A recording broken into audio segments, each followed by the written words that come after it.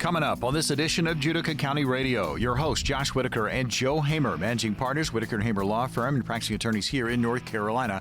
Going to get into some legal questions, the missing $300K from grandma's account, the contractor's drone, and we'll also get to the forgotten ex-spouse. Those categories and much, much more coming up on this edition of Judica County Radio.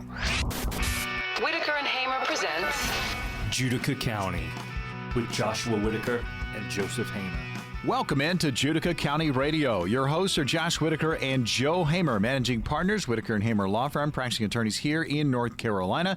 And again, it's all about getting you legally prepared for any issue you are facing. We get into these discussions. We also want to tell you that we have offices all over our great state: Raleigh, Garner, Cleveland, Clayton, Goldsboro, Fuquay-Varina, Gastonia, and down at the coast, Morehead City. I'm Morgan Patrick. Pleasure to jump on with the attorneys. Gentlemen, before we dive in on topic number one, question number one, Josh, how's the week? So far, so good, Morgan. I'm trying to bring the energy this morning. I was up and down. I can tell. I was up and down a lot last night, and I didn't get my normal partying. Yeah, I was going to say reasoning. Did you eat late? What happened? No, it was a long work day, right? It was a long work day, and I got home and wound up. I watched some World Cup, which I don't usually do, but that was the only thing on. And then watched some baseball. My boys were there. Watched some baseball, and went to bed. And then just up and down. I don't know the rhyme or reason. Nothing's really bothering me. But suffice it to say, I got to ask you though. What you're hanging out watching ball, hanging out with the boys. You didn't have anything to eat. You didn't. And what time did you eat? Because I think you ate something. I ate steak. I had some steak. Ate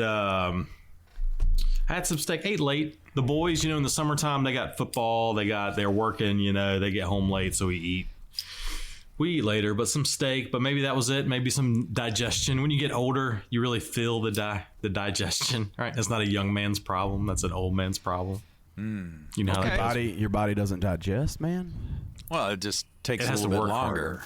Yeah, that's why with the people in there, like when you get to be 108. You start eating some mush because your stomach doesn't have to work that hard to break it. Pudding is your favorite thing. Pudding is your favorite thing. Well, what about you, Joe?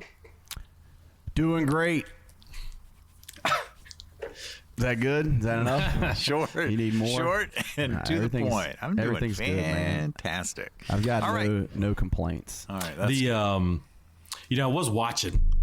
You guys, Joe's not going to know anything about this. But sometimes, I'm flipping through the channels. Yeah. That makes my kids angry because my kids don't flip through the channels, right? My kids, they're the streaming generation. They go watch exactly what they want to watch when they want to watch it. They don't have this need to kind of get the remote and kind of flip through the channels to see what's on. Yeah. They think that's ludicrous, right? Yeah. I don't know, Morgan. You're probably a flipper. I don't know about Joe. I am, and I have the problem of, like, if I find something like it's an old nostalgic movie that, I remember from many, many years ago, I'll end up watching a little bit of it, maybe a lot of it. But certain movies pop up, I end up watching those. But yeah, I'm a scroller. Yeah, I don't do a lot of flipping these days. Used to, but I can't just decide what I'm going to watch. I can't just sit. I don't sit down unless it's a sporting event. And that's right. It's a time frame. Yeah. That's right. Other than that, I'm just like, flip around. Anyway, I'm flipping around. Sometimes I get stuck on the, they got the MTV Classic on there, and they'll be doing the 80s block, and so I'm like, I'll watch this video. So I'm flipping through, and I guess they had the 90s. I guess that was in the 90s when Boyz II Men, right, broke out. Yep. Their big breakout. What was their big breakout song? The first song where they broke through? Anybody? Boyz II Men. I know a lot of their songs. I couldn't, with a gun to my head, Motown tell you what Philly. their first. Okay, Motown Philly was like the first song where they had a video. It was like a top hit, and you know who their producer is, right? Boyz II Men. Who was their producer? I didn't know this was going to be I came prepared to answer legal questions. That's right. This is a legal question show. All right. Yeah. It was Biv from Belle Biv DeVoe, right? Yeah, that was their producer, of course. Right? So he was putting together this. Course. Yeah, all right. And so he's featured prominently in the first video because that's what happened. I saw I saw Motown Philly. My boys were sitting in there, and I was making them watch this song. I was like, "Oh man, this was a huge song when I was growing up." And your boys are starting to worry about you now. Yeah. That's right. So we're watching it, and I'm explaining like, "Hey, that's Biv from Belle Biv DeVoe," because they're familiar with some of Belle Biv DeVoe's work, right? Yeah. Yep. So you guys aren't nearly as familiar with this video as I hoped you would be, but the reason I'm bringing it up is as they're going through the video, they're showing other artists. Like, right, they'll just show this clip of this other band. And I guess at the time, Biv was producing all these bands, and we're like, hey, this is going to be a big song. Let's get all these bands in there. And there's like, you guys probably don't remember based on our conversation to this point. Like this is not going the way you hoped it would because of us, man. I feel like the first band they It's a train wreck. the first band they show is ABC, another bad creation. BBD. No, it was another bad creation. It was like little kids. They had a song called Aisha. It was a big song back in the day. Anyway, so they show ABC. I can't remember. There was like another band that you knew who they were. They were already kind of popular or had a song. And then they show this group. It's all white guys. And the group's name is called Sudden Impact. All right. It's like 5 or 6. It's like they're going to the prom. It's 5 or 6 young guys. They're in like tuxedos. And are you going to tell us you were in this band? I was not in this band. Okay. This band, as far as I know. Go ahead. I was going to say, obviously, it didn't have a lasting impact, but it was sudden. Yeah, it was at the very end, and they like, I don't know, they had like a move, like it showed them, and they all like punched or something. They all had like this little move they did. Cool. And then it went on with the video. I don't remember Sudden Impact ever doing anything. Right, and they're memorializing this very popular video, Motown Philly. That video will probably play until my age group dies out, right? So 30, 40, 50, like it'll be like hearing the Beach Boys on the radio, right? You're just going to hear Motown Philly. You're just going to see this video. And in this video, for 3 seconds, Sudden Impact. As far as I know, I have not Googled it. They really didn't do anything. Mm-hmm. And that just bothers me. Yeah, sudden but not lasting.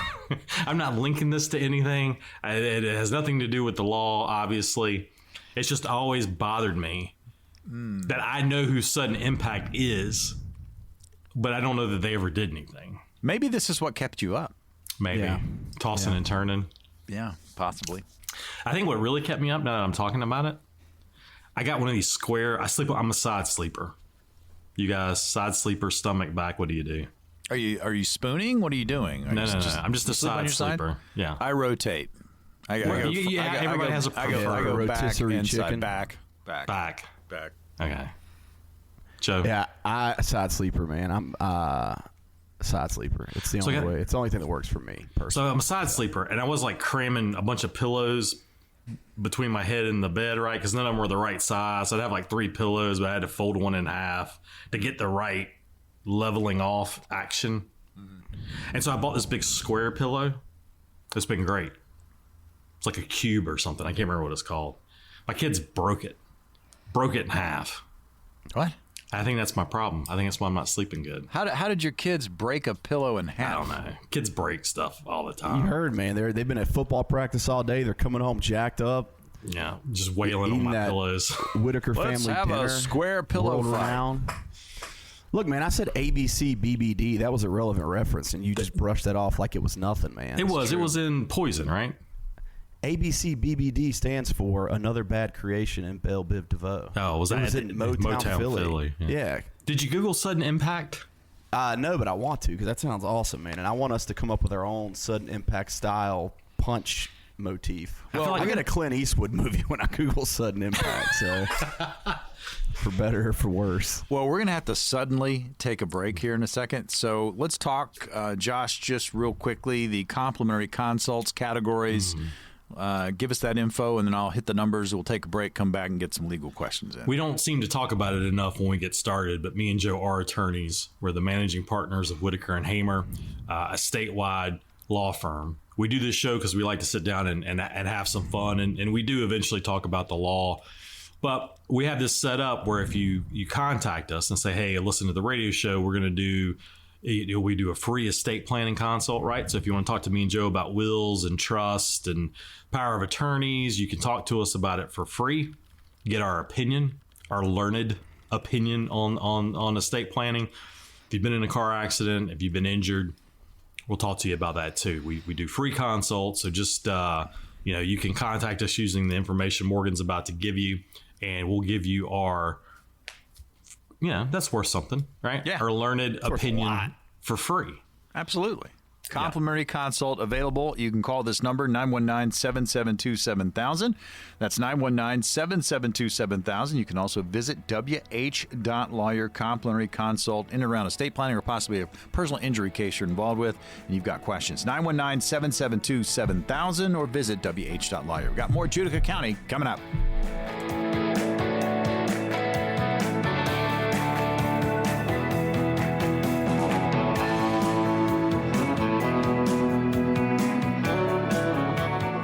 Judica County Radio, again, hosted by Josh Whitaker, Joe Hamer, managing partners, Whitaker and Hamer Law Firm, the power behind this program, and they're practicing attorneys here in North Carolina. They all have offices located in Raleigh, Garner, Cleveland, Clayton, Goldsboro, Fuquay-Varina, Gastonia, and in Morehead City. I'm Morgan Patrick. Pleasure to jump on, and we are going to get into some legal questions, and these come from basically all over the country. And we're going to see how the attorneys would handle them. So, gentlemen, your first category is the missing $300,000 from Grandma's accounts. So here's the question. After Grandma passed away at 91, the family discovered that over the last 3 years of her life, nearly $300,000 had been withdrawn from her accounts. The withdrawals were made by a grandson who held power of attorney. He says Grandma wanted him to have the money because he helped care for her. There are no gift letters, no checks with any kind of memo lines, and Grandma's will leaves everything equally among the 6 grandchildren. Does the grandson probably have an issue here, maybe some trouble here? I wonder, before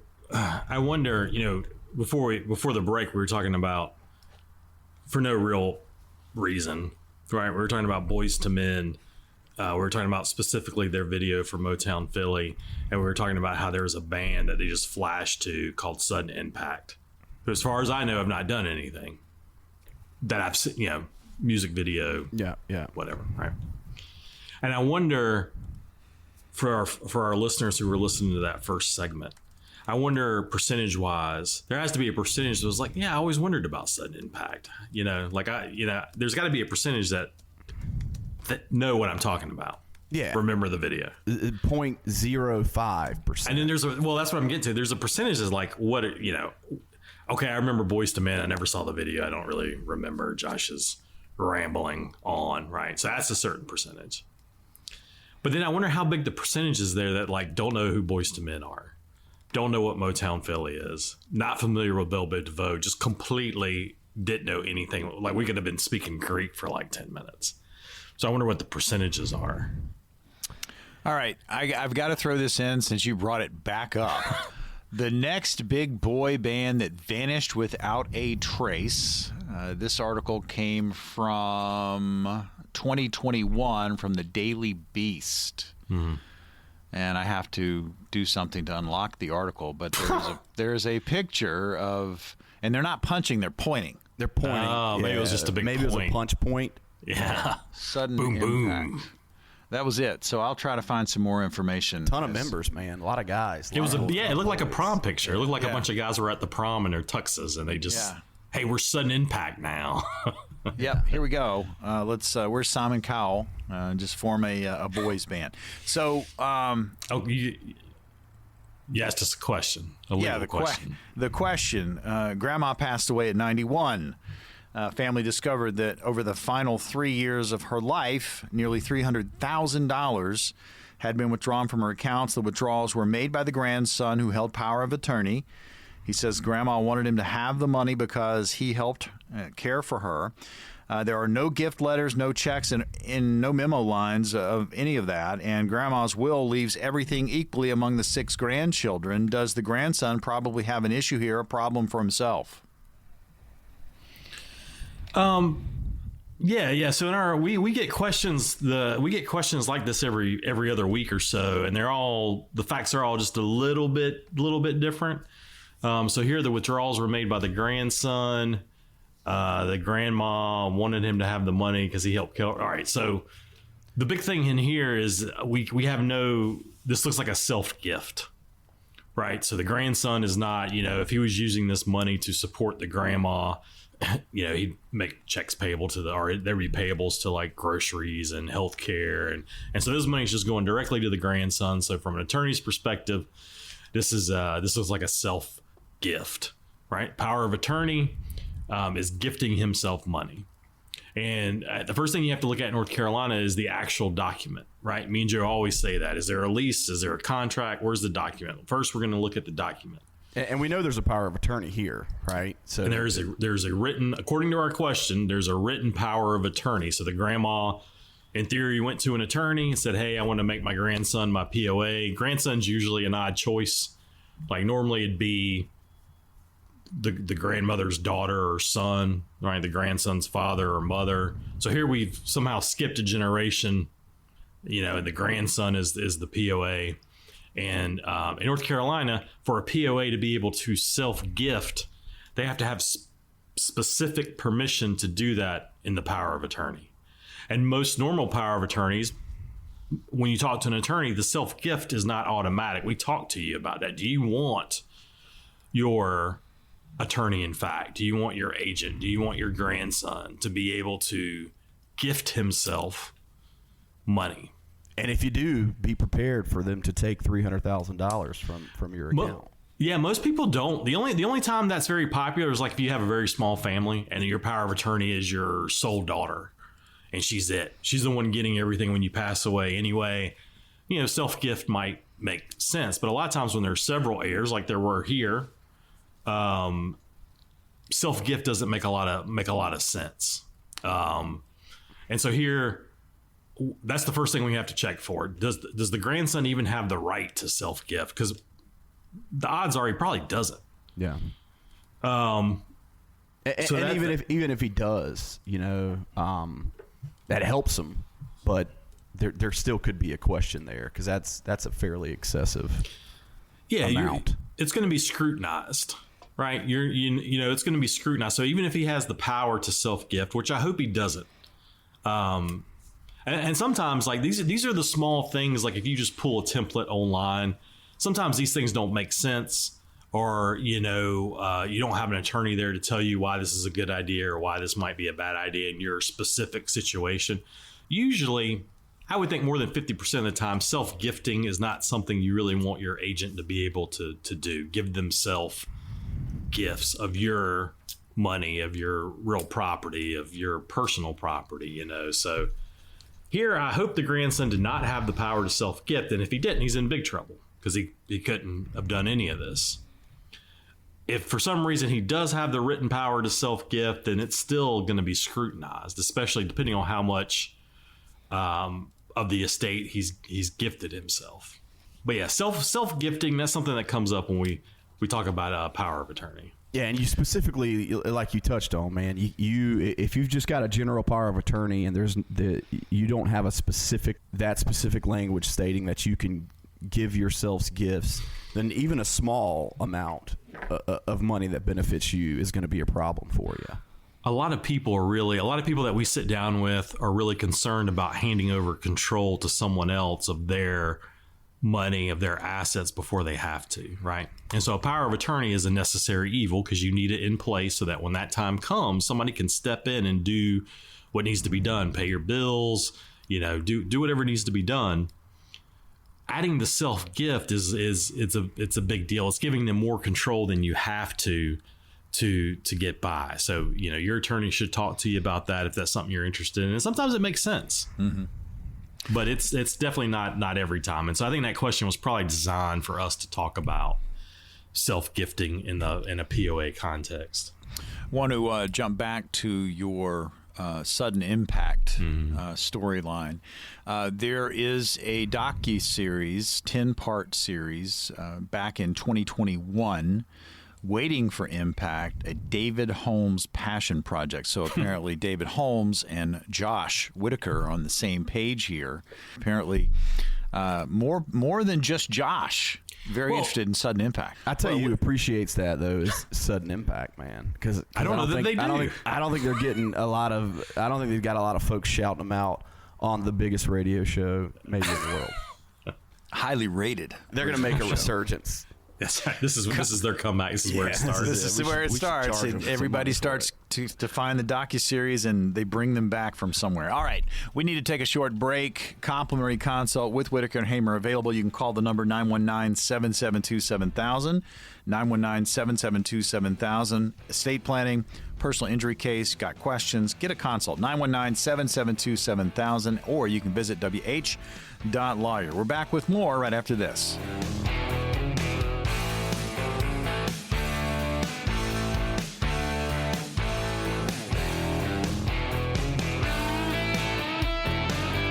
We are back on Judica County Radio. Josh Whitaker and Joe Hamer are your hosts, managing partners, Whitaker and Hamer law firm and practicing attorneys here in North Carolina. I'm Morgan Patrick.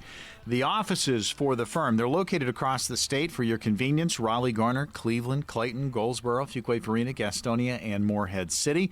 We're getting into legal questions. Already talked about the missing $300,000 from grandma's accounts and what to do there. And again, one of the grandchildren took out $300,000 over the last 3 years of her life, and we had that discussion. But we also had the discussion about Sudden Impact, a band that really never was. There is a docuseries out there, and it's a situation where Josh has become wrapped up in it.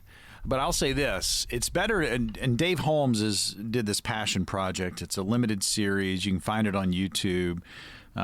He was also part of his podcast, My Favorite Murder. He did that too, but he really looked into Sudden Impact, so you can go find that. But you know, at least this band, even though they apparently didn't really produce much, they were legit. And now, if you were in the late 80s, early 90s, if you guys remember Milli Vanilli, there were a lot of people that followed Milli Vanilli. They went to concerts. They bought the albums. I believe they had a couple of top 5 hits, and they were faking it. They were lip singing the whole time. And yes, there's going to be way more people that remember Milli Vanilli. Well, Milli Vanilli objectively was pretty huge, right? I mean, right, and MTV was a big part of what they were able to accomplish and how many people they were able to fool. But it was absolutely that was a gut punch. Oh yeah, I like them, but it's not them. I don't know that it matters, man. I don't know that it matters because what was what are the big Milli Vanilli songs? There was I don't know the exact girl. I know it's true or something like that. Yeah, that's literally exactly what it is, Morgan. So I don't think you can pretend that. I didn't buy it though. I don't know what it is. I don't have a tattoo of Milli and Vanilli on my chest. Well, did you see? So I didn't really follow it. I'm not really a political guy, but they were supposed to have the concert series for the US 250. Or whatever. And it was a bunch of has-beens or whatever. But one of the performers, when it listed, it was like 10 days. It had like the guy from Poison, Vanilla Ice was on there. So it was that kind of. Milli Vanilli was listed as an artist on the original lineup. And I was like, is this a joke? Because one of them's dead. I think one of them unfortunately committed suicide. So one of the Milli Vanilli guys, I believe, maybe committed suicide. So I think there's only one left, and they didn't sing their own songs. So when you say Milli Vanilli is going to be performing, who is that? Are they? Sounds like it was a drug overdose.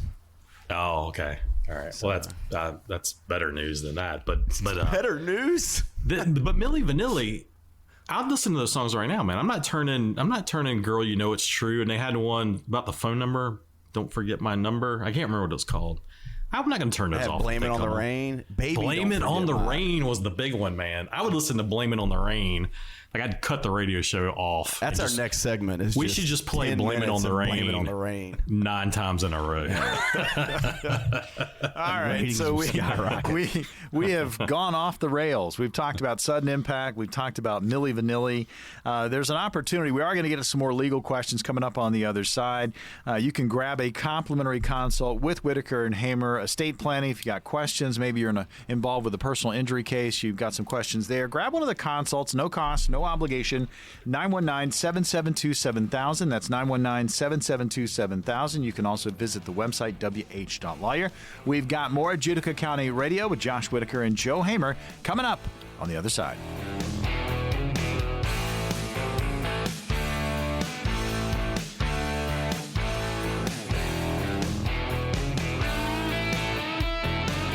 We are back on Judica County Radio, hosted by Josh Whitaker and Joe Hamer, managing partners, Whitaker and Hamer Law Firm, practicing attorneys here in the great state of North Carolina. And they've placed offices for your convenience across our great state, down at the coast, Morehead City, over near Charlotte and Gastonia. You got Fuquay, Varina, Goldsboro, Clayton, Garner, Cleveland, and the Cap City, Raleigh, North Carolina. I'm Morgan Patrick. Pleasure to jump on. Want to remind you there are complimentary consults in and around estate planning if you've got questions, or maybe there's a personal injury case you're involved with and you don't know how to proceed and you've got questions there. Grab one of the consults, no cost, no obligation. 919-772-7000. That's 919-772-7000. You can also visit the website wh.lawyer. Again, Whitaker and Hamer, your law firm for life. All right, so legal question number 2, gentlemen. The category, the contractor's drone. And here's the question. A contractor uses a drone to photograph progress on a construction project.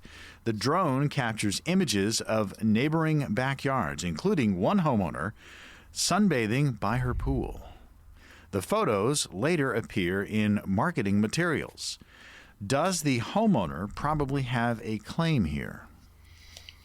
We've talked about this before too, but you have in your home, you have a reasonable expectation of privacy, right? So we talked about, I think we had a question a while back about Ring cameras and, your neighbor's Ring camera getting, you're coming and going when you park in front of your house and you go into your front door, and how you don't have a reasonable expectation of privacy in your front yard, right? Usually the facts can change. I put up if you had a fence or, anyway. But normally you don't have it. In most subdivisions, you don't have a reasonable expectation of privacy in your front yard. In your house, you have a reasonable expectation of privacy, And then so here's the backyard, right? This lady's in her backyard. She's sunbathing. We don't know if the yard's fenced in. We don't know what the neighborhood looks like. But I'm assuming, it's a pool. There's probably a fence. If there's a fence, I would argue, Joseph, that she has an expectation of privacy. And the question, the part of this question that puts it over the edge is these photos were used in marketing materials. Mm-hmm. So these photos, somebody didn't just take them and have the photos. They actually used them in marketing material without her permission, and she's in it. And that's going to be a no-no, right? I mean, that doesn't even. Yeah, it's not good, man. That's not good. So does the homeowner have a claim? Yeah, probably. She could sue for her likeness and whatever being used in a commercial manner. And, what are the damages? That's hard to figure out, All right, guys, let's move on to our next question. And the category is the forgotten ex-spouse. Here's the question.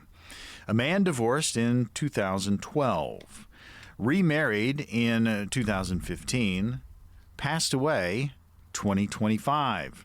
His life insurance still names his first wife. His will leaves everything to his current wife. The policy is worth $1 million. Who probably gets the money? Before we answer this question, life insurance is an interesting part of estate planning. It's a non-probate asset, right? Life insurance is just a contract between you. I get a life insurance policy on Morgan. I think I have one on Joseph, right? It's just a contract.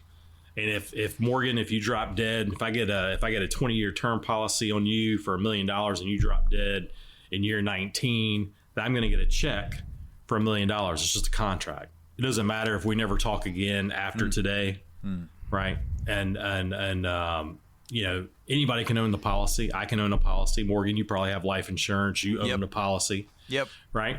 And so when you own the policy, the beneficiary can be almost anybody, really. I mean, economically it doesn't make sense, but only in a few situations. But life insurance is its own animal.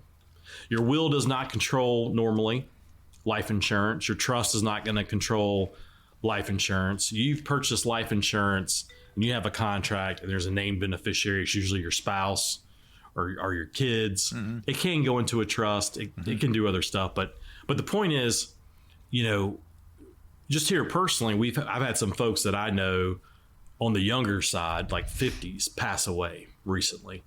And life insurance is very important.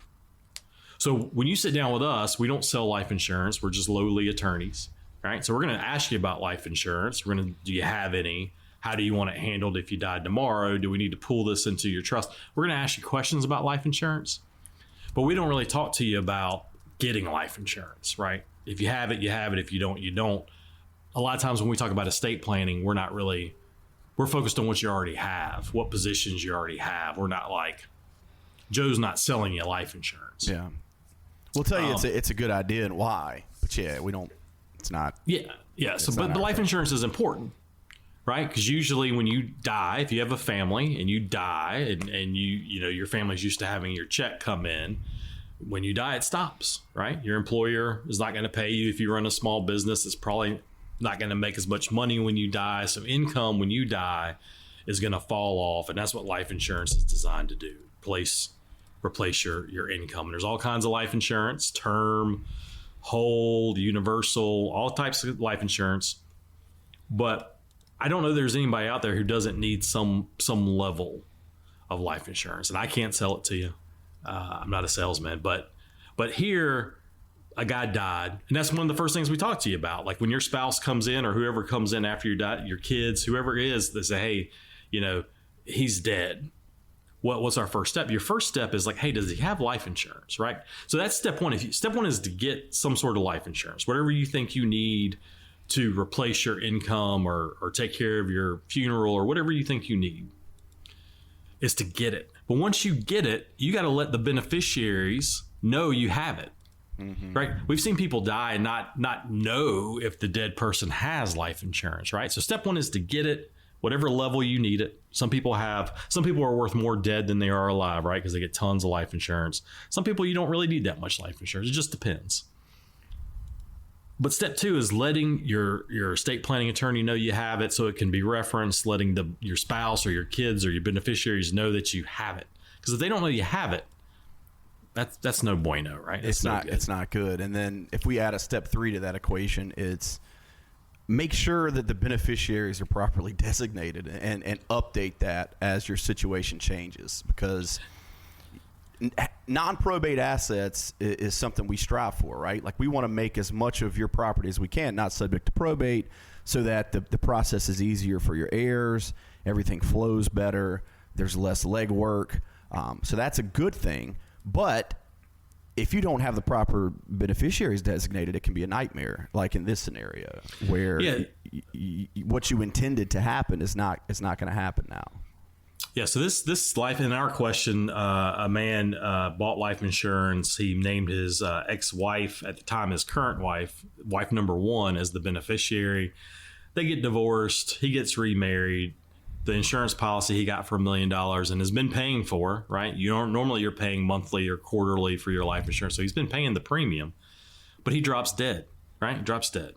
Because that's what happens. Like most of the time, sometimes you like, hey, you got stage 4 cancer, you got 6 months, you got a year and a half. Sometimes you have time to prepare. Mm-hmm. Most of the time you don't. And especially the people who die young, a lot of times it's heart attacks, it's, accidents, it's things like that where you're just dead. One day you're not dead, right? The next day you're dead. And here he had plenty of time, right? Plenty of time to get this life insurance policy changed. He gets busy, life gets busy, he didn't do it. This $1 million is going to go to his ex-wife. Now, hopefully his ex-wife gets along with him and that money can get to where it needs to be. But sometimes that's not the case. Yeah, that ex-wife's going to take that $1 million and dance on his grave.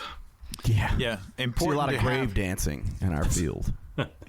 Important to have read the fine print, obviously have the beneficiaries correct, have those updated, review them on an annual basis. Numbers to call for a complimentary consult with Whitaker and Hamer. Maybe you got questions along these lines.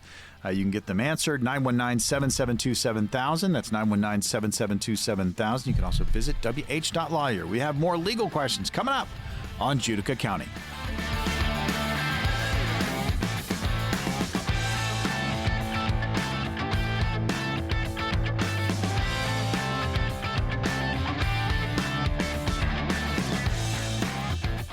Judica County Radio, hosted by Josh Whitaker and Joe Hamer, managing partners, Whitaker and Hamer Law Firm.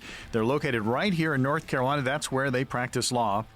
They placed offices for your convenience. Cap City, Raleigh. We got Garner, Cleveland, Clayton, Goldsboro, Fuquay, Varina. Got the area covered. Also down near Charlotte in Gastonia, and over at the coast, Morehead City. I'm Morgan Patrick. Pleasure to jump on. Want to remind you, we're getting into legal questions. You've got some maybe questions about estate planning, maybe personal injury case you're involved with. Got some questions there. Grab one of our complimentary consults with Whitaker and Hamer simply by calling 919-772-7000. That's 919-772-7000. You can also visit the website. Good resource for you. wh.lawyer. Get signed up there. wh.lawyer. All right, gentlemen, we are going to our next question. The HOA president's backyard is the category. Here is the question.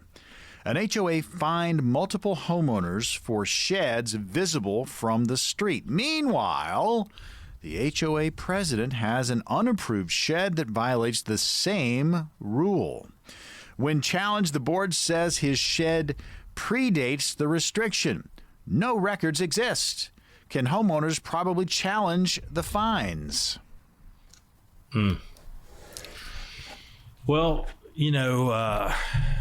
just some remedial stuff here. An HOA is a homeowners association, right? You move to some neighborhoods, they'll have a homeowners association. They can be varying levels of strictness, right? You might live in a subdivision that has an HOA that really just maintains the sign, cuts some grass. You really don't have many restrictions, right? And sometimes you have a lot of restrictions, right? And some people like it both ways, right? Some people want to live in the subdivision that has like almost no restrictions. And some people I don't like trash cans out the next day and everybody should cut their grass the same length and have the same kind of grass, right? There's neighborhoods where you can only plant certain kinds of grass. And so you have these HOAs, you have different levels of restrictions here. Sounds like it's in the middle of the road. They don't like to have visible sheds from the street. That's what they don't like.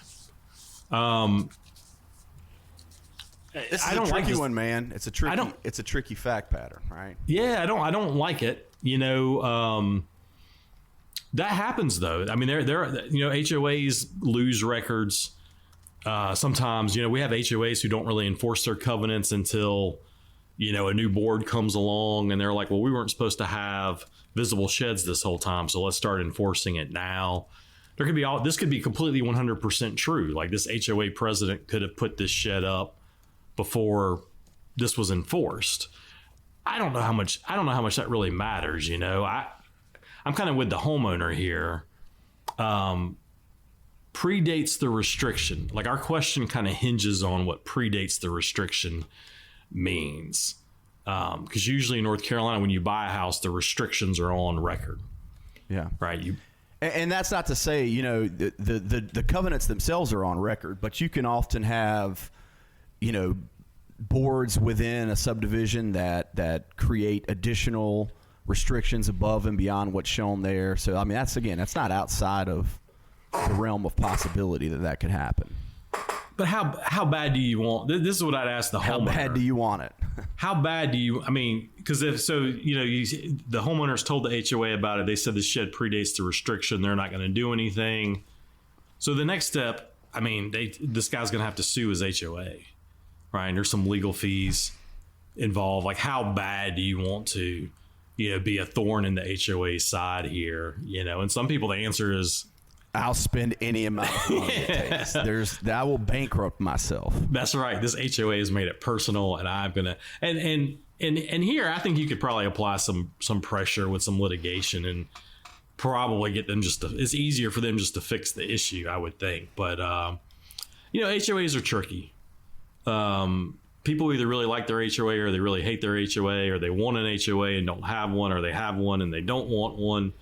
But an HOA serves a purpose, and it is what it is. But here, if this client was in my office paying to talk to me about this, I'd be like, what are you willing to spend on this? Like, I'll give you my opinion. We get a lot of things like this. I had one a long time ago. We had one where it was kind of down at the beach, and or a body of water, and there was a dock that was built before the HOA has any records. So was the dock approved? Wasn't it approved? That's a big case. I feel like we get a lot of folks coming in with HOA issues, and then a lot of the same folks get that Josh Whitaker talk where he leans in and he's like, tell me what this is worth to you. Or we have to tell them, you're going to spend far more money than it's worth to fight this, unfortunately. I have always taken that approach when I'm talking to somebody. Like, I want you to know what we're talking about cost, right? I don't want it to be a mystery. It's not like when you go to the doctor and you need a hip transplant. They don't really tell you what that's going to cost, right? You're like, hey, you need a hip transplant. And then you just get a bill one day for your hip transplant. Like when you come talk to me, I want you, like, this is what this would cost. You know, what is this? Here's some things you can do. But I never want to take anybody's money and not get the desired results, right? We can't guarantee results. Attorneys, we can't guarantee you're going to win your case. We can't guarantee that kind of stuff. But I don't want you throwing good money after bad. I don't want you chasing something that you're not going to catch or not going to catch easily, right? And so that's what I would do here. I was like, we can talk about the law. I can tell you what the law says. I can tell you what your claims would be in a lawsuit. Is it worth your time and energy? Right. That's up to you. Yeah. You know? Yeah. Legal questions. Again, Judica County Radio. Your hosts are Josh Whitaker and Joe Hamer, managing partners, Whitaker and Hamer Law Firm, getting into these different questions and how the attorneys would handle them. We'll get to this one real quick. The category is new highway exit. Here's the question. A family owns 50 acres of farmland worth about $400,000. The state announces a new highway exit adjacent to the property. Developers begin offering $5 million for the land. 3 siblings inherit the property, but one refuses to sell. What probably happens in this case? So this is a partition, a petition to partition case, right? So, if me, Morgan, and Joe all own a piece of property, and you guys want to sell it, I don't. There's a statute. There's a North Carolina statute that allows us to go to the court and say, hey, I want to sell my part. I want to sell my part. And there's 2 parts to that statute, right? So if we had a little house on, 0.05 acres that can't physically be split into thirds, then my petition is going to be like, hey, let's sell that house and I'll get a third of the profits, right? I'll get a third of the proceeds because we can't split this house on this postage stamp size lot, right? Here we got 50 acres. You know what you can do with 50 acres? The court may be inclined to say, okay, well, everybody, you get 1/3 of the 50 acres and that's your acreage. So part of the petition may be us agreeing on how to physically divide this acreage. And then if 2 people want to sell, that's fine. If I just want my 15 or so acres, then I can get it. So there's two parts. When you hear an attorney, or we talk about it on the show, petition to partition, sometimes it's to force a sell so you can get your share of the profit. Sometimes it's actually to partition the land. That's what it originally was back when everybody had more land and there was less of us floating around this area. Opportunity to grab a complimentary consult with Whitaker and Hamer in and around estate planning or maybe a personal injury case that you are going through and you've got some questions. Call the number 919-772-7000. No cost, no obligation consultation. 919-772-7000, or you can visit the website wh.lawyer. We'll take a short break. Come back. We'll wrap up this edition of Judica County Radio.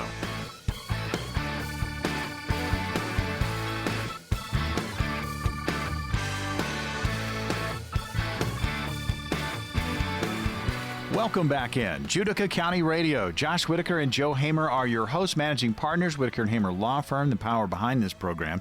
And they're practicing attorneys here in our great state of North Carolina. Offices located in Raleigh, Garner, Cleveland, Clayton, Goldsboro, Fuquay-Varina, Gastonia, and down at the beach, Morehead City. I'm Morgan Patrick. Pleasure to jump on. Want to remind you, we get into these legal questions, and you've got some questions of your own. We have complimentary consults in and around estate planning or maybe a personal injury case you're involved with. Grab one of the consults. No cost, no obligation. 919-772-7000 is the number to call. That'll get you in touch with the firm. 919-772-7000. You can also visit their website. It's a good resource for you, wh.lawyer, and get signed up there. All right, next legal question, gentlemen. The cemetery expansion is the category. Here's the question. A church owns land surrounding a historic cemetery. The church wants to expand parking onto unused portions of the cemetery property. Descendants of those buried there object. Can the church probably proceed with this move?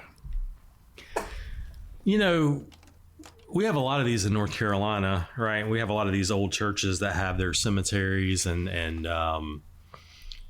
cemeteries are a problem in kind of the land development, sector, and they come up all kinds of ways in land development, commercial and residential. But there's statutes that kind of spell out what you can and can't do, and so this church really. It's probably going to need to retain an attorney and have an attorney look at, were these plots deeded? Like back in the day, sometimes in cemeteries, like, plot A through F got deeded out to the Whitakers, right? And the church doesn't even own the property anymore. They're deeded out. That's how they used to do it back in the day. A lot of them don't do it that way. Some of them were just promises to a family that they would have these. So that's important. One, to figure out how is the cemetery set up. What does the church still own? And, there's laws about how close you can get to graves with development. There's laws if you need to move a grave, who you have to contact, how you have to do it. But these cemeteries are really a hurdle for any development. And there's a lot out there. And you'll see a development. You'll see like a subdivision development. And then like in the back, there'll be this one lot that's just like 8 graves that they just left there, See that a lot, though. You drive by these new larger neighborhoods, and all of a sudden there's a gated, not a big plot, but you can definitely see the gravestones. They're hard to. The graves are hard to known graves, right? There's plenty of unmarked graves out there that you don't know exist until you start developing and you run into them. But they're hard to deal with, and so this is not going to be. There's going to be some legal hurdles to this. There's some statutes that come into play. There's some notice that has to be given. The church could probably expand their parking lot, but I don't know if the legal costs justify the gains. They're going to have some hurdles to jump through, is what you're saying. Yeah, the church would probably be better off just getting rid of the cemetery. Like if you're gonna try to expand the parking lot, you might as well just go ahead and do everything you need to do to move these, or whatever. But yeah, that's a big problem. And again, their statutes, they're very specific. This is how you can do it. I've seen it done. Hard to do. And you factor that cost into the cost of developing the project, right? So if somebody was going to buy this church and redevelop it, that, and the land was worth $3 million, you're going to factor in the expense of dealing with that cemetery, just like you would, wet areas, swampy areas, all that kind of stuff goes into it. But it's a problem. It's probably not worth dealing with that problem for a couple of extra spots, though. All right, we move to our next category, probably our final question. The category is the estate's hidden cryptocurrency. Here's the question. An executor learns the deceased owned cryptocurrency worth approximately $2 million. The problem, nobody knows the passwords or location of the digital wallet. What probably happens in this case? Well, this is a lot like our life insurance question earlier, right? You get life insurance, but you don't tell people you have life insurance, then no one gets your life insurance benefit, right? So a lot of people who have crypto and they put it in a hard wallet, that's part of the advantage of crypto, that it's hard to trace. It's its own asset. No one can really take it away from you, but you got to tell somebody you got it. Or, your hard wallet might end up in a landfill with, 80 Bitcoin on it or whatever. What's the big one? There's some story. Yeah, the guys, it's in a landfill and they've been looking for it's it. like And it's $8 billion. Yeah. And it's in a landfill, and he finally, the last story I saw, he finally gave up looking for it, But here you got to tell somebody, right? Your spouse or your kids, if it's going to your kids, you got to tell somebody, hey, this is where it's at. These are the passwords. This is how you get into it. Because a lot of people, crypto is still not accessible to a lot of people. A lot of people don't understand crypto. A lot of people don't deal with it every day.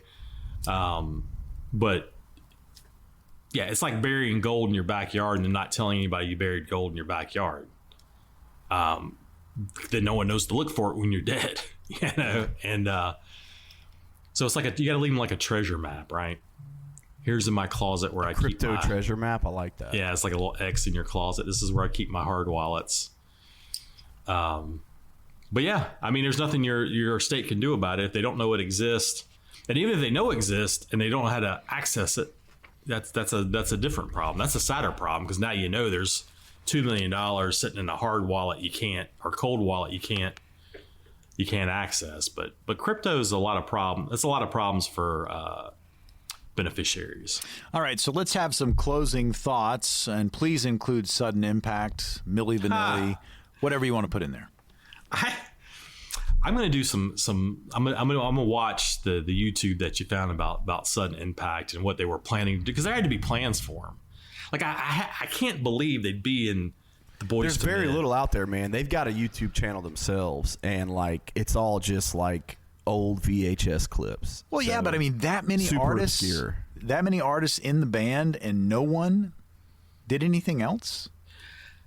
I can't imagine they would put them in that video without having like a track or two like ready to go, right? And maybe it was the early 90s, things, you know, late 80s, early 90s, things rolled differently. Yeah. Back then. Maybe they were just sitting around. They're like, hey guys, get in here real quick. We got big things happening. But sudden impact, man, we probably won't think about them again for another 10 years. I'll see the Motown Philly video again. I'll be like, sudden impact. So we'll pencil that in for the show 10 years from now to revisit our... They're coming back after this, man. We've already said it. Yeah. Well, we certainly hope that this show has had an impact on our listeners today. So let's give you the phone number for the complimentary consults in and around estate planning, but also personal injury case. If you're involved with one, you got some questions, call the number. Again, no cost, no obligation consultation with Whitaker and Hamer, 919-772-7000. That's 919-772-7000. And you can always go to the website, and it's a resource for you. You can get signed up there as well. wh.lawyer. That's wh.lawyer. Well, another edition of Judica County is in the books. For Josh Whitaker and Joe Hamer, I'm Morgan Patrick. We'll see you on the radio next week.